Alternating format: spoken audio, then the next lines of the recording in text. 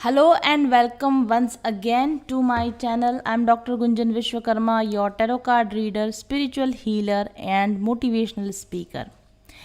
आज का मेरा सवाल टैरो से था कि what is your biggest regret, यानी कि लाइफ में अब तक आपने जो कुछ भी एक्सपीरियंस गेन किए, हर एक को रिग्रेट्स होते हैं कि हमने गलती कर दी, हमें ऐसा नहीं करना चाहिए था। लेकिन एक ऐसा कोई रिग्रेट जिस पर इस वक्त आपको ध्यान देने की ज़रूरत है, इस वक्त आपको काम करने की ज़रूरत है।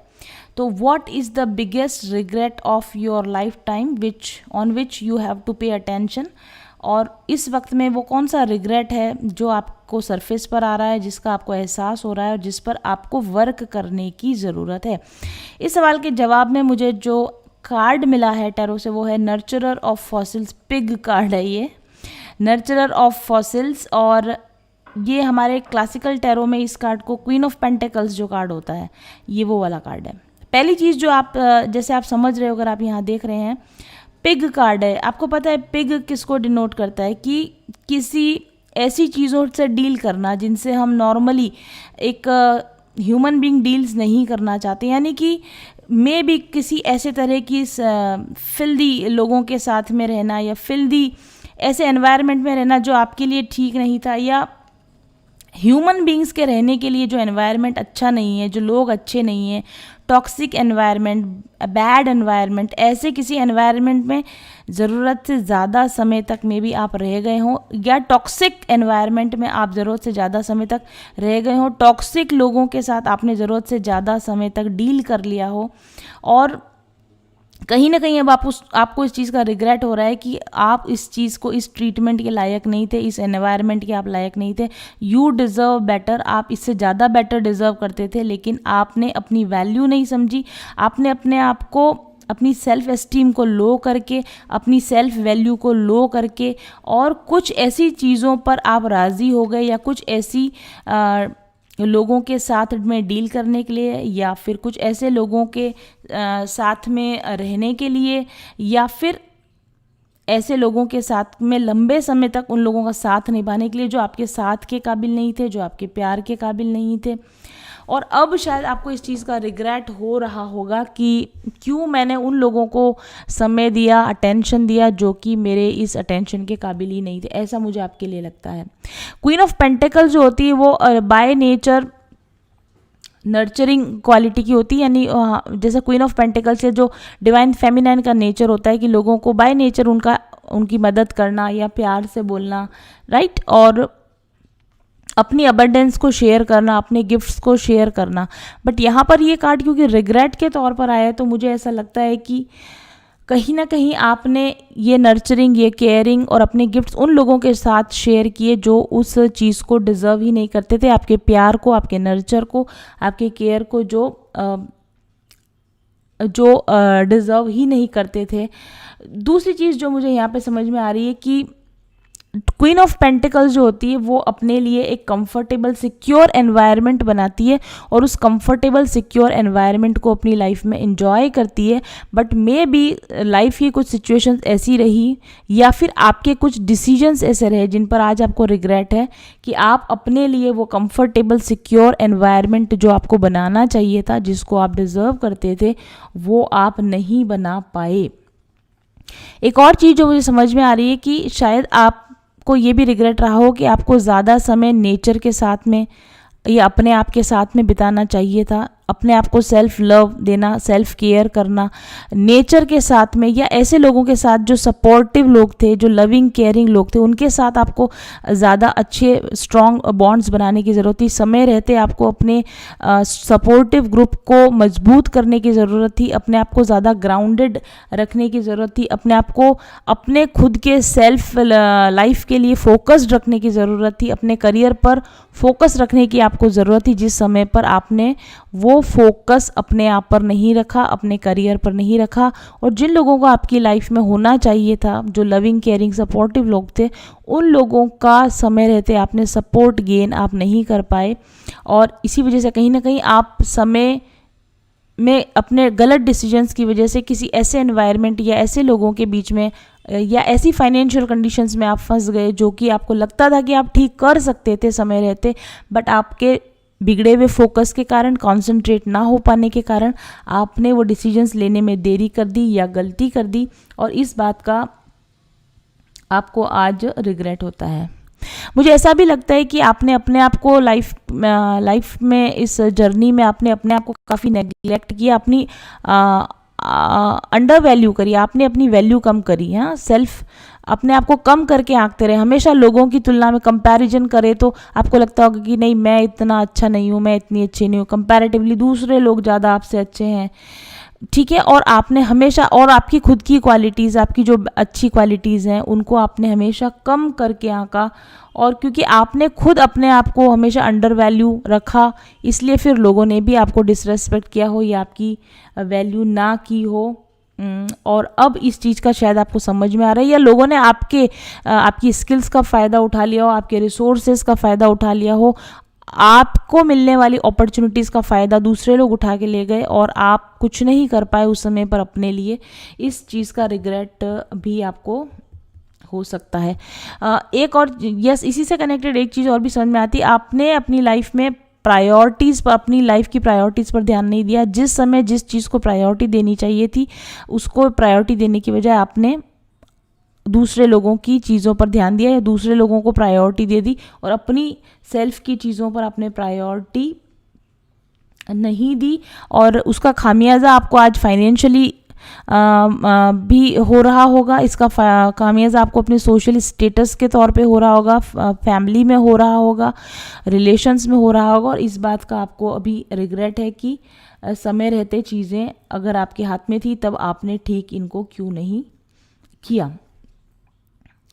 सेल्फ केयर को डेफिनेटली आप हमेशा नेग्लेक्ट करते रहोगे, मेरा क्या है, मेरा तो ठीक है, मैं अपना देख लूँगी, एक बार तुम सबका अच्छा हो जाए, उनका अच्छा हो जाए, इनका अच्छा हो जाए। आपने टॉर्चर किया खुद को हर समय, फिजिकली, इमोशनली, मेंटली आप टॉर्चर होते रहे क्योंकि आपने खुद को नेग्लेक्ट किया, और आज इस बात का डेफिनेटली आपको रिग्रेट होगा।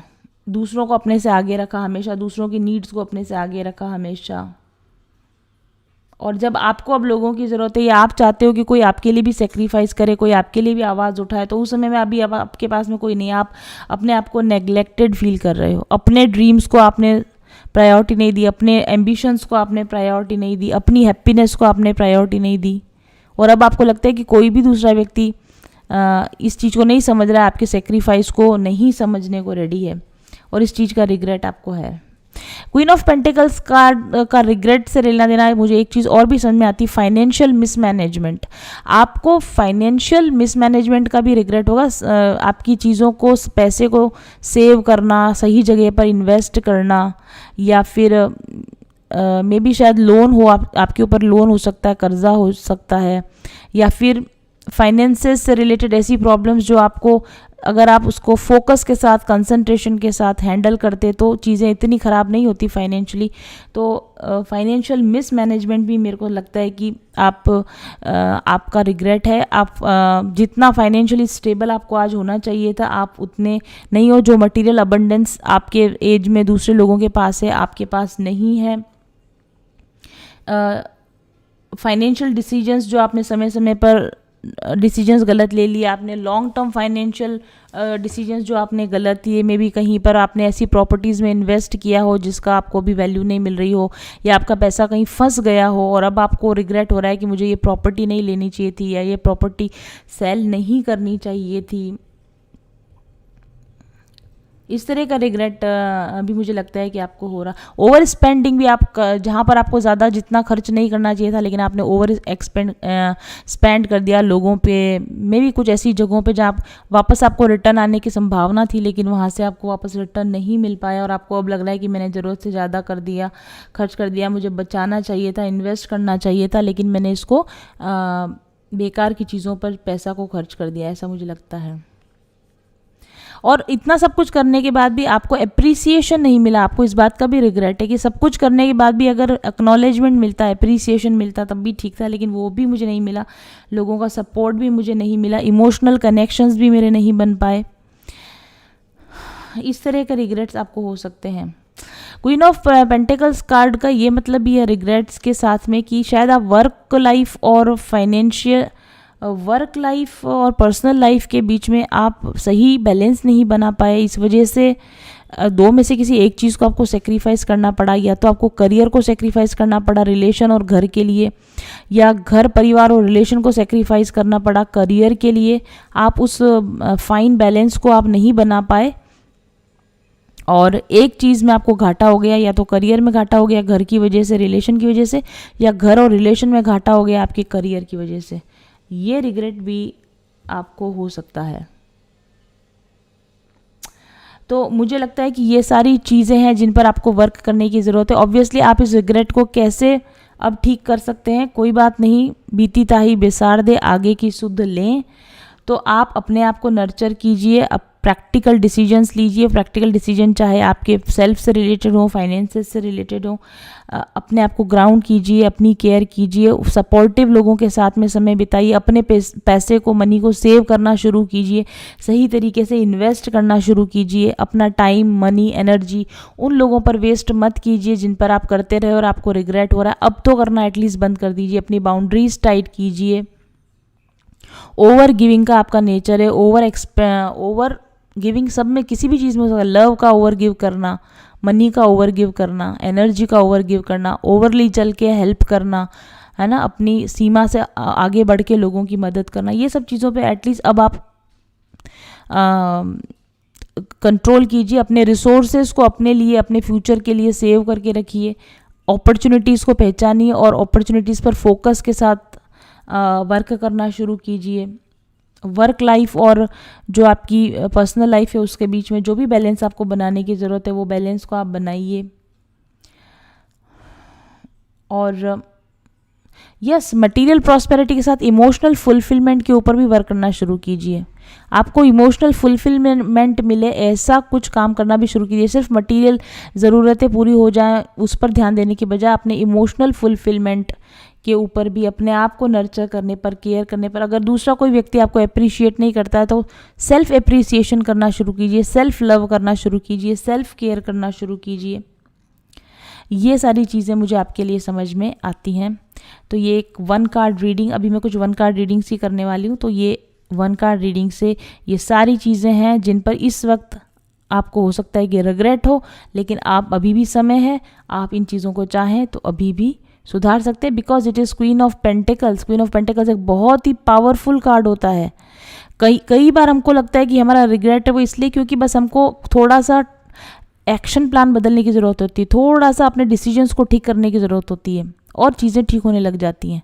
क्वीन ऑफ पेंटिकल्स एक क्वीन एनर्जी है जिसके हाथ में सारी पावर है, जो अपने डिसीजंस खुद ले सकती है, जो अपनी थ्रोन पर बैठी हुई है, जिसके पास फाइनेंस का कंट्रोल रह सकता है, जिसके पास बहुत ढेर सारा प्यार है, जिसके पास नर्चर, उसके पास प्यार की कोई कमी नहीं है, उसके पास में पॉजिटिविटी की कोई कमी नहीं है। सिर्फ इतना सा करना है कि जो प्यार, जो पॉजिटिविटी, जो मनी, जो फोकस, कंसंट्रेशन, एनर्जी, टाइम आपका बाहर जा रहा है, दूसरों पर जा रहा है, बस हल्का सा उसको फिर से रीडायरेक्ट करके अपनी तरफ लेके आना है और चीज़ें आपके लिए ठीक हो जाएंगी। आपको एकदम से लगने लगेगा कि बहुत सारी चीज़ें जो आपकी वेस्ट हो रही थी वो अचानक से वेस्ट होना ख़त्म हो गई हैं और वो सारा मनी, एनर्जी आपके यूज़ में आने लगा है। थोड़ा सा ध्यान देंगे तो आपका ये रिग्रेट आपके जॉय में बदल सकता है। Thank you very much for watching.